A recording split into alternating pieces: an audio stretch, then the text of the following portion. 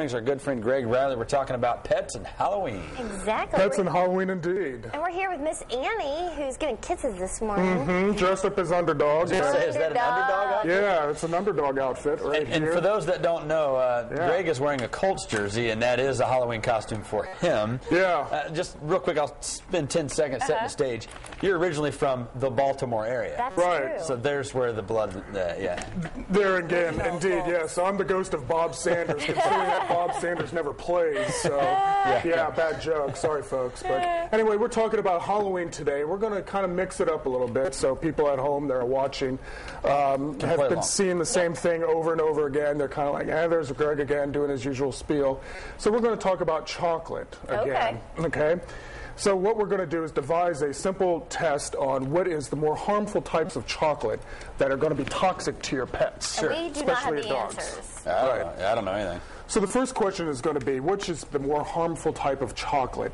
And that's going to be basically semi-sweet chocolate, baker's chocolate, or milk chocolate. What is baker's chocolate? I think it's baker's chocolate. What? I don't even know what that is. Baker's chocolate is obviously the correct answer. Basically, it's going to be used for, say, making homemade brownies. It's really dense, isn't it? It's very dense, and basically the main ingredient in baker's chocolate or any type of chocolate is going to be something called theobromine, which is in the cocoa. Now, take milk chocolate, for example, only carries about 44 milligrams per ounce of theobromide as compared to baker's chocolate, which carries about 390. Holy cow. In terms of toxicity levels for your pet, you only need about 110, maybe about 140 before your dog starts getting really sick. Okay. So you can kind of see the difference right there. All right. Now, the next question is basically, what are the classic symptoms if your dog does get into chocolate?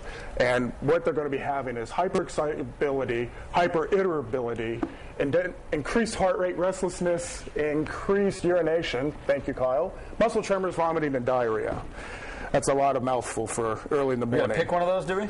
Which do you think is the classic sign if your dog is eating chocolate? What do you think the dog is going to come down with? I'm going to go with heart rate and restlessness. I would go with vomiting. Believe it or not, actually, all of them are correct. Oh, wow. So those are some of the things that you can kind of keep in mind on if your dog does get into chocolate. Those are some of the classic signs. All of that stuff, yeah. A lot of I would stuff. not give my dog chocolate. No. Now, is that just dogs or is that cats as well? Cats really don't have too much of a problem with chocolate, but it's still a good idea just to keep them away, just to make sure. Okay. And basically, their bodies just cannot handle the type of cocoa that we're accustomed to eating. All right, bring it on. We got more questions? No, I don't have any more. That's really it. That's the end of the show. Okay, well, let's say, though, if you see these symptoms, Sure. What's your next step? Definitely call your local veterinarian. That's a good question. You can probably induce vomiting by giving them some hydrogen peroxide. Make sure you talk to a veterinarian before you start giving your dog hydrogen peroxide to make them vomit, okay? All right. That's going to bring up the chocolate, obviously. And then after that, they're probably going to need to go to the hospital. Okay. Well, all right, so that's serious, if they get into chocolate. And apparently, Andy thinks she is Wonder Dog because she wants to jump off the table this morning. Thanks for coming in this morning. Quite welcome. Thank you. Thank you, Annie. And if you would like to see more of these segments or you would like to ask Greg a question, you can do so. There's a way that you can get a hold of him. There is an email address. And also,